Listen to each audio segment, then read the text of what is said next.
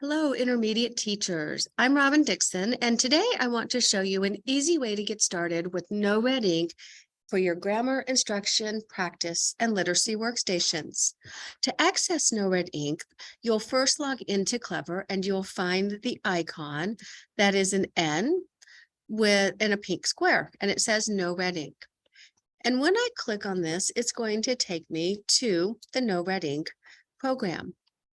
Once here, what you're going to want to do is look at the very top tabs and find the one that says Browse and Assign. Today, our focus is going to be on the easiest way possible to assign Kansas Standard aligned assessments and practices. So when you get to the screen that looks like this, notice you do have the option if you want to do a diagnostic on those No Red Ink skills that are aligned to Kansas. You can click and learn more about that if you wish to do that. When you scroll down, you're going to look for the second row and you're going to find the place where it says standards and tests. It has the purple circles with the dots and the lines. So when I click on this, the first choice that you're going to see is how do you want to align your activities? And we want to align it to Kansas standards. So we're going to click Kansas standards, and it's going to take us to grade levels. So let's click on fourth grade and see what we find. We'll notice that it's going to show us the fourth grade assignments that will align to standards 10 and 11. So we have conventions and we have punctuation and grammar and capitalization. So if I click on the arrow, it's going to pull up all the different categories of assignments. So let's say I'm wanting to work with, a comma before a coordinating conjunction in a compound sentence. I click right here and it's going to show me the different practice and assessments that I have. And we'll see with this blue arrow, if I click that again, you'll notice that it's going to show me 8 different topics and assignments for that skill. And notice that it's broken down into different areas. So you may want to scroll and look at all those assignments. One thing that's nice is you have a preview topic. You can click the little eye and it's going to preview for you the work that students are going to do. So you can look and see, is this really an assignment that you want to give to your students? And we can also view the lesson that's attached as well. So you can determine, is that exactly the lesson that you want your students to complete or the practice? Let's say that it is.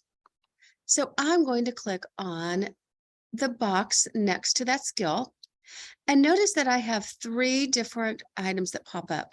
I can assign a unit diagnostic quiz. I can assign practice, or I can assign a quiz on that skill, looking at commas with coordinating conjunctions in a compound sentence. So if this was a new skill, perhaps you would want to assign the diagnostic to see if students have any prior knowledge in that skill. I can come over here and let's say I want to just assign practice. It's a skill I've been working on. So when I click on assign, notice that it's going to bring me up to 2 options. I can assign an entire class, or I can click on this arrow right here and it's going to pull up your roster and you can choose just selected students to work on that skill if you want to. So this is a great way to individualize skills and assignments within literacy workstations and guided practice. So perhaps I have 5 students that I want to do on that. I could simply select those 5 skills from the drop down. In this case, we're going to assign it to the whole class. So when I click on that and scroll, notice that it's going to give me when they should start it, when it's due, and an assignment name. So I could call this Fanboys Practice, and I could even give a point value if I wanted to put that in the grade book. Let's say I want this to just keep this at 20 points, or I could change it to a different point value by simply clicking this direction. Let's say I want this to be 10 points and absolutely want students to turn it in, even if it's late. And I hit assign. And that's as easy as it is to assign assignments in noredink that are aligned to Kansas grammar standards. Our next video, I will show you another way that you can search within noredink to assign grammar assignments. So I hope you have found this introductory video useful and that you will be able to assign your students an assignment within noredink to practice grammar and to teach grammar. Should you have any further questions or concerns, do not hesitate to reach out. Again, I'm Robin Dixon, and I would love to help you implement noredink in your grammar instruction and literacy workstations in your classroom.